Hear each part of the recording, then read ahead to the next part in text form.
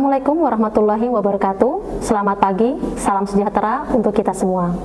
Perkenalkan, saya Alicia Kristis Verifagadi. Saya merupakan dosen dari Program Studi Sarjana Terapan Tata Busana, Departemen Tata Boga, Busana dan Rias Kecantikan, Fakultas Vokasi, Universitas Negeri Yogyakarta. Pada kesempatan ini, saya akan menyampaikan salah satu mata kuliah yang saya ampuh, yaitu mata kuliah Fashion Ornament, dengan metode Delivery, Interaction, dan Assessment atau DIA. Video ini dibuat dengan tujuan untuk memenuhi salah satu persyaratan sertifikasi dosen tahun 2025, yaitu pernyataan diri dosen dalam unjuk kerja Tridharma Perguruan Tinggi, PDD, UKTP, khususnya di aspek pengajaran. Selanjutnya, saya akan memulai untuk menjelaskan deskripsi mata kuliah Fashion Ornament. Mata kuliah Fashion Ornament adalah mata kuliah praktek dengan bobot 2 SKS yang diselenggarakan pada semester gasal untuk mahasiswa Program Studi Sarjana Terapan Tata Busana. Mata kuliah ini dirancang untuk membekali mahasiswa dengan pengetahuan teoritis dan keterampilan praktis dalam merancang, membuat, mempresentasikan berbagai jenis ornamen pada busana dan lenan rumah tangga. Dengan pendekatan project-based learning, mahasiswa diajak aktif untuk mengeksplorasi desain, motif, teknik, dan aplikasi fashion ornament melalui kegiatan praktek, eksperimen, diskusi, kerja proyek, dan presentasi. Mata kuliah ini juga memiliki capaian pembelajaran mata kuliah atau CPMK yang spesifik, yaitu yang pertama, mahasiswa mampu mengaplikasikan konsep desain fashion ornament secara mendalam dan menciptakan desain yang estetis dan fungsional. Yang kedua, mahasiswa mampu memformulasikan pemilihan bahan sesuai dengan rancangan desain dan pola motif. Ketiga, mampu mengoperasionalkan berbagai teknologi ornamen dengan memperhatikan aspek K3LH. Yang keempat, mampu menciptakan produk fashion ornamen yang fungsional maupun dekoratif berdasarkan analisis yang tepat. Dan yang kelima, mampu bertanggung jawab secara pribadi maupun kelompok dalam memilih, mengolah, menyelesaikan, dan mengemas produk. Adapun topik-topik dalam mata kuliah ini disusun secara bertahap. Pada minggu pertama dan minggu kedua dimulai dengan pengenalan dasar desain ornamen, pemilihan motif, pola, penempatan, dan kombinasi warna hiasan. Selanjutnya pada minggu ketiga hingga minggu keempat, mahasiswa mempelajari dan mempraktikkan berbagai tusuk dasar dan variasinya, baik dengan benang maupun dengan pita. Pada minggu kelima dan keenam, mahasiswa mengeksplorasi dan membuat sulaman khas Nusantara dan mancanegara. Pada minggu ke-7 dan ke-8, mahasiswa mengeksplorasi sulaman putih, dan minggu ke-9 ujian tengah semester. Kemudian di minggu ke-10 hingga ke-11 dilanjutkan dengan sulaman berwarna. Pada minggu ke-12 hingga ke-13, mahasiswa mempelajari sulaman istimewa. Diakhiri dengan eksplorasi teknik manipulating kain atau manipulation fabric pada minggu ke-14 hingga minggu ke-15 dan ditutup dengan UAS di minggu ke-16. Seluruh aktivitas ini dikemas dalam bentuk ceramah singkat, diskusi, demonstrasi, praktek, eksperimen, kerja proyek, dan presentasi hasil karya. Pada mata kuliah ini, bahan kajian yang dipelajari mencakup konsep estetika ornamen pada busana dan lenan rumah tangga, pemilihan bahan dasar seperti benang, pita, kain, manik-manik, pola dan motif tradisional hingga kontemporer, serta berbagai teknik sulaman meliputi sulaman dasar, sulaman putih, sulaman berwarna, sulaman istimewa, manipulasi kain atau manipulation fabric. Selain itu, mahasiswa juga diperkenalkan dengan prinsip-prinsip kesehatan, keselamatan kerja, dan lingkungan hidup atau K3LH dalam praktek menghias busana, serta dilatih untuk mengkomunikasikan dan mempresentasikan hasil karya secara profesional, baik secara individu maupun kelompok. Untuk mendukung pembelajaran mata kuliah Fashion Ornament ini, digunakan berbagai referensi terkini berupa buku, artikel jurnal, dan ulasan teknologi yang relevan. Buku-buku terbaru seperti Embroidery Encyclopedia dari BC 2024, The Q Book of Nature Samples dari BUR 2023, dan Creative Embroidery Mixing the Old with the New dari Brown 2023. memberikan panduan teknik sulaman dasar hingga kontemporer. Sistem penilaian pada mata kuliah ini dirancang untuk mengukur capaian pembelajaran mahasiswa secara menyeluruh, mencakup aspek kognitif, aspek afektif, dan aspek psikomotor. Penilaian dilakukan melalui tes dan non-tes dengan komposisi, yaitu tugas praktik dan laporan sebesar 50%, ujian tengah semester sebesar 20%, dan ujian akhir semester sebesar 20%, serta kehadiran partisipasi aktif sebesar 10%, sehingga total keseluruhan yaitu 100%, dan nilai akhir mahasiswa dihitung berdasarkan akumulasi dari seluruh komponen penilaian tersebut. Demikian informasi yang bisa saya sampaikan mengenai mata kuliah Fashion Ornament untuk mahasiswa program studi Sarjana Terapan Tata Busana Fakultas Vokasi Universitas Negeri Yogyakarta. Selanjutnya saya akan menampilkan video proses pembelajaran yang akan saya laksanakan secara tatap muka di ruang kelas. Selamat menyaksikan. Assalamualaikum warahmatullahi wabarakatuh. Waalaikumsalam warahmatullahi wabarakatuh. Selamat pagi semua. Pagi, Bu. Ya, bagaimana kabarnya hari ini? Alhamdulillah sehat ya. Baik adik-adik, sebelum memulai perkuliahan di pagi hari ini, mari kita awali terlebih dahulu dengan berdoa menurut agama dan kepercayaan masing-masing. Berdoa dipersilahkan.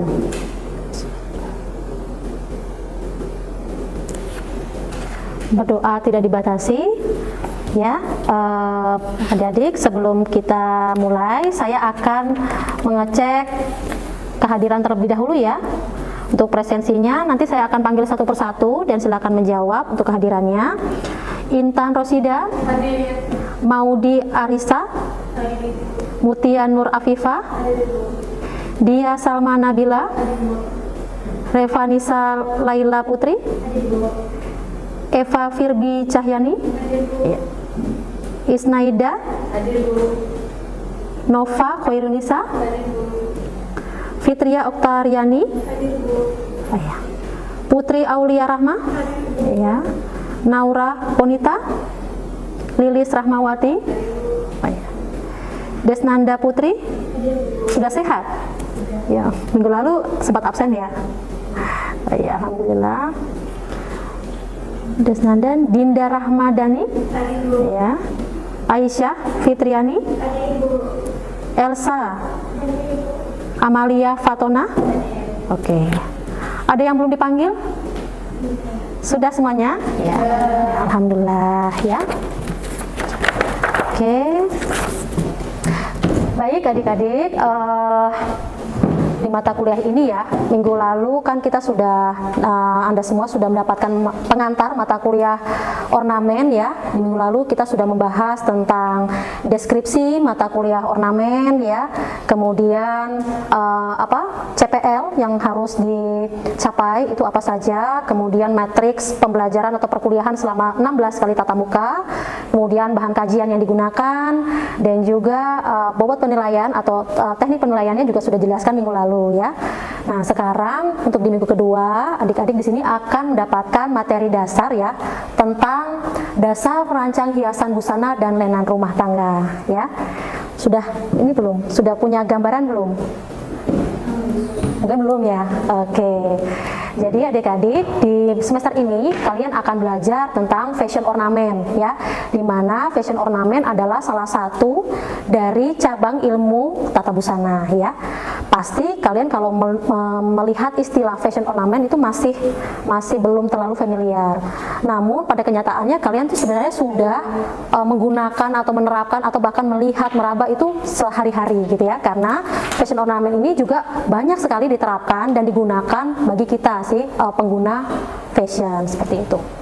Nah, sebagai dasar merancang hiasan busana dan lenan rumah tangga, di sini ada hal-hal yang harus dipelajari ya, sebagai kalian calon sarjana terapan tata busana itu harus menguasai tentang dasar dalam merancang hiasan busana dan lenan rumah tangga. Ya, di sini saya tampilkan konsep hiasan busana atau fashion handmade embroidery. Jadi kalau kalian mendengar istilah embroidery, itu ada dua teknik. Ada handmade embroidery dan ada yang machine embroidery. Nah, pada semester ini kalian akan belajar tentang handmade embroidery, yaitu teknik pengerjaannya dengan tangan, ya. Nah, kemudian Anda perlu tahu juga ya pengertian dari hiasan busana, ya. Jadi hiasan busana merupakan usaha untuk memperindah kain sebagai bahan busana dengan motif atau ragam hias yang indah dan menarik. Nah, di sini kalian bisa garis bawahi ya bahwa di dalam membuat hiasan busana kita harus punya tujuan. Tujuannya adalah untuk memperindah. Jadi kita harus punya tujuan itu dulu. Kalau tidak memperindah kain atau produk yang mau kita produksi atau mau kita buat, itu akan sia-sia ya. Jadi kita harus memperindah produk yang belum indah menjadi indah gitu. Kemudian motif ini diselesaikan dengan berbagai macam tusuk hias dengan bantuan jarum jahit tangan, menggunakan macam-macam bahan seperti benang hias, pita-pita, manik-manik, atau hiasan yang lain agar permukaannya menjadi lebih indah ya.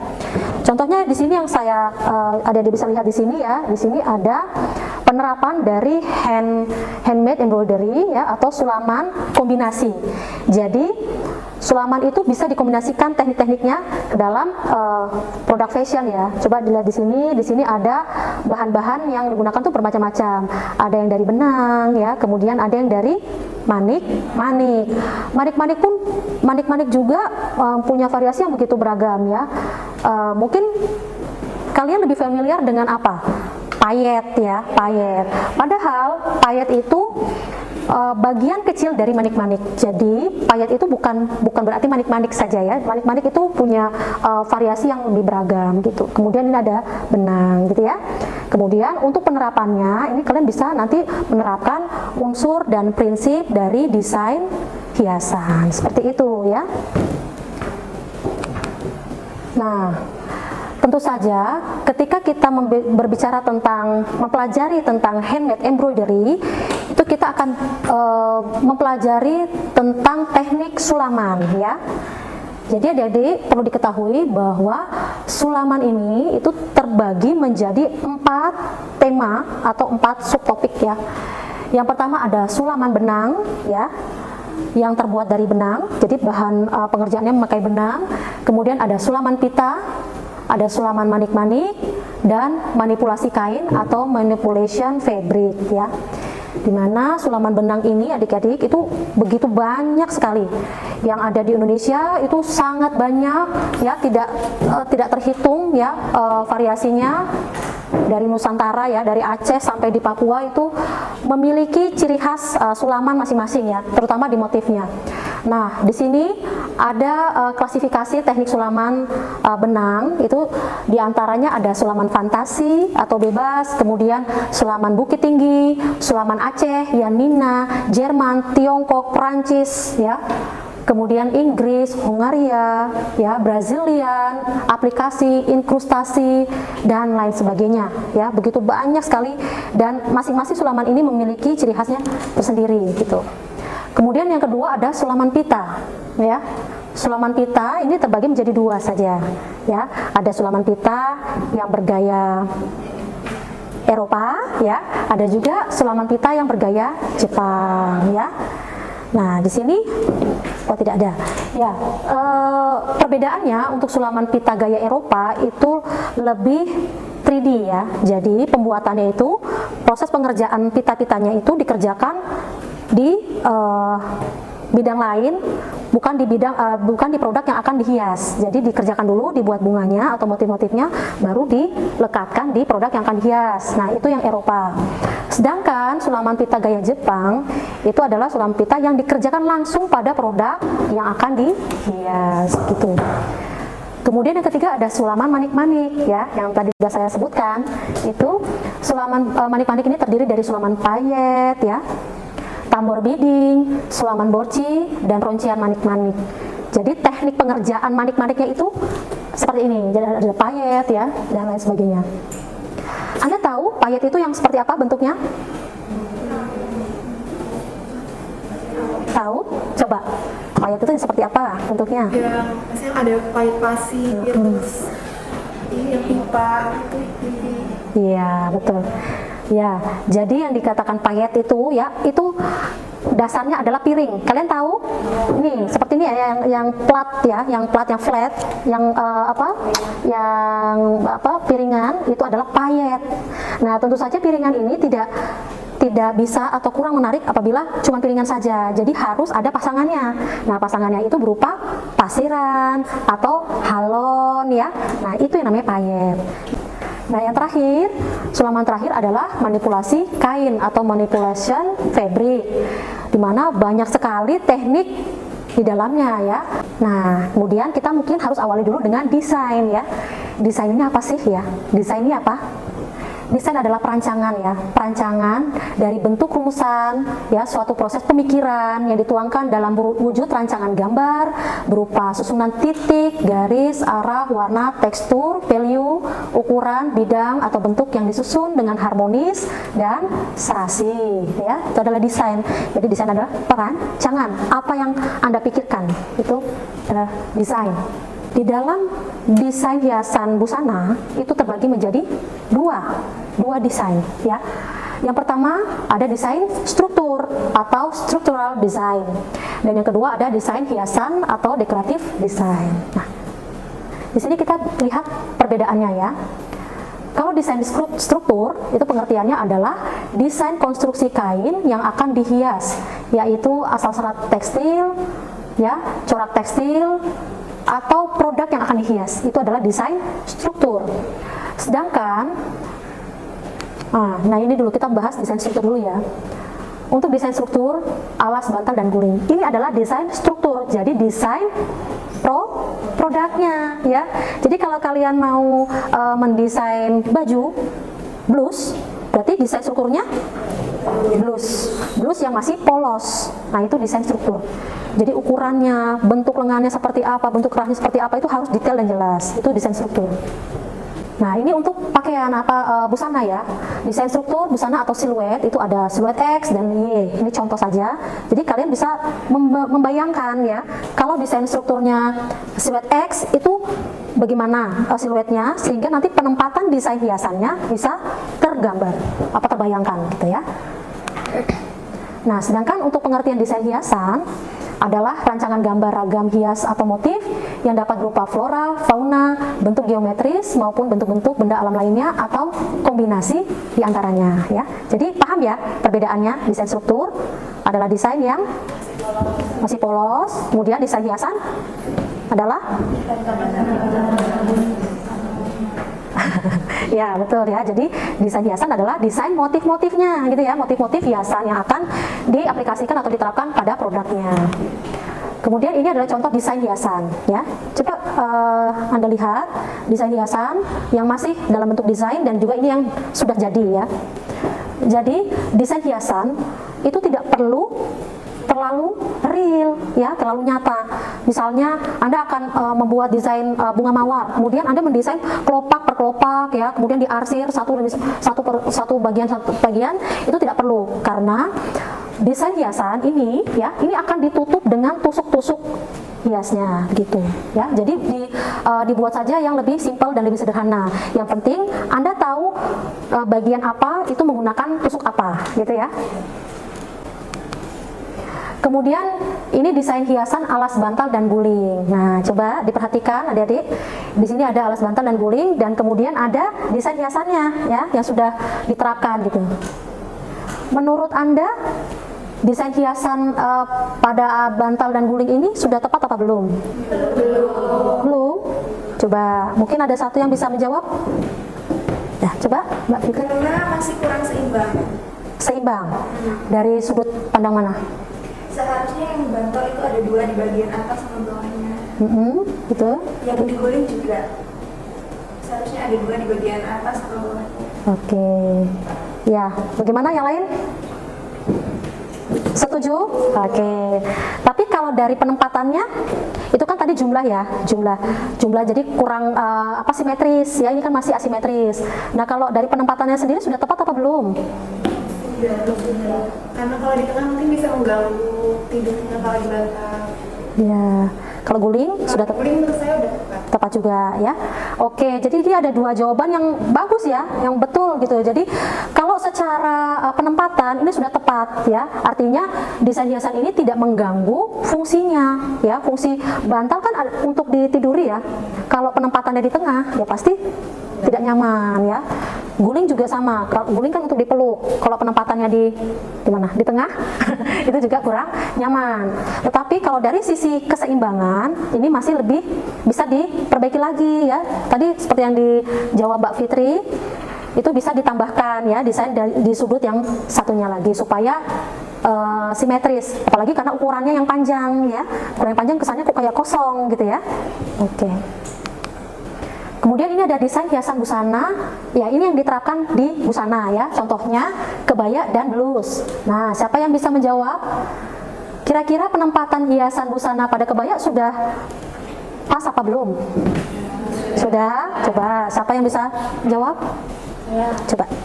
Kalau menurut saya desain seperti itu motifnya sudah proporsional Ibu, karena sudah bisa memberikan siluet yang membentuk, terus memberi keindahan juga seperti itu. Siluet yang membentuk ya, dari motif-motifnya ya. Motifnya kan itu membentuk, mengikuti pinggang sehingga memberikan kesan yang ramping, karena kan yang sebelah-sebelahnya kosong. Gitu, ya. Oke, sudah sesuai ya. Kemudian kalau yang di blus, penerapan di blus sudah sesuai apa belum? Sudah juga Ibu, Sudah ya? karena itu kan yang bagian berwarna apa bawah, jadi kayak lebih berwarna, terus enggak terlalu ngoblok-ngoblok gitu. Tidak terlalu ngeblok-ngeblok ya. Oke, itu berarti tandanya kalian sudah bisa menilai ya sesuai dengan kesan yang diberi dari penerapan unsur dan prinsip desain ini ya. Jawabannya yang desain kebaya ini terlihat lebih pas dan lebih sesuai ya.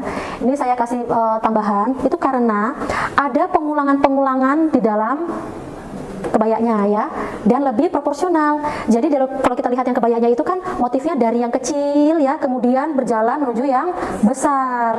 Jadi memberikan kesan langsing ya, memberi kesan berirama, nyatu, itu semua unsur dan prinsipnya diterapkan.